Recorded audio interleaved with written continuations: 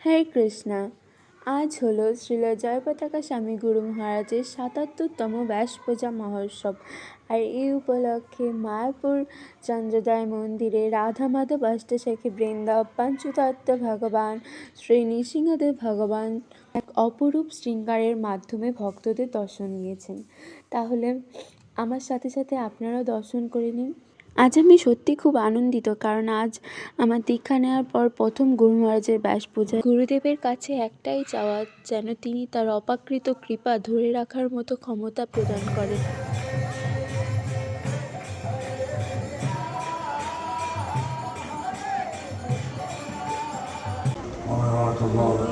আমি আশা করি আপনারা সবকিছু মনে রাখতে পারবেন। I hope you will all be able to remember everything. আজ যেন মায়াপুরে আনন্দের সীমা নেই।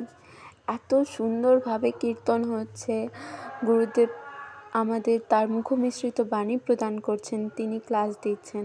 তারপর আমরা মন্দিরে ভগবান দর্শন করে গুরু মহারাজের সেই অপ্রাকৃত বাণী শ্রবণ করার জন্য, ক্লাস শোনার জন্য আমরা চলে আসি গুরু মহারাজের ব্যাস পূজা মহোৎসব প্যান্ডেলে, আমি আর আমার সখী।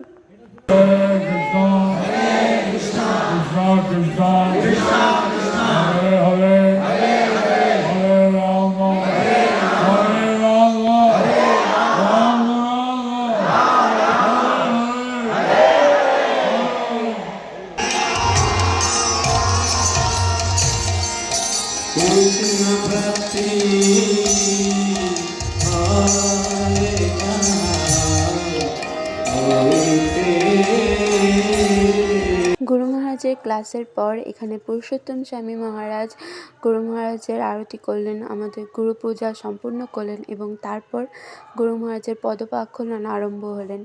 আর দেখুন কত ভক্তের সমাগম এখানে। আর ওই তো গুরু মহারাজের কেক।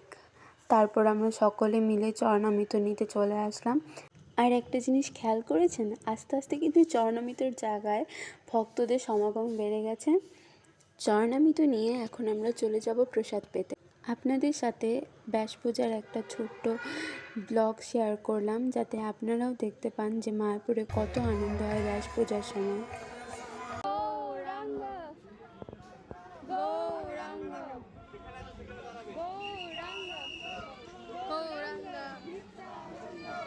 গুরুদেবের কৃপা প্রসাদ পেতে যাওয়ার সময় আবারও গুরু মহারাজের দর্শন হয়ে গেল।